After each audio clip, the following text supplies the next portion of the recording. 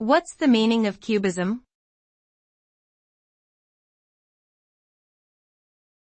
Cubism.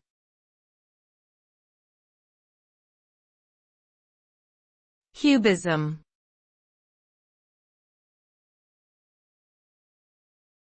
Cubism.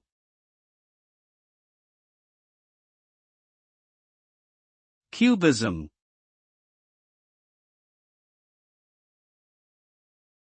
Cubism was an art movement that originated in the early 20th century. It was characterized by the use of geometric shapes and multiple viewpoints to create abstracted compositions. The result was a new way of looking at reality, where objects were broken down into their essential shapes and forms. This led to a new visual language in art and influenced other movements such as Futurism and Surrealism. Cubism revolutionized the way artists interpreted the world around them and paved the way for modern art.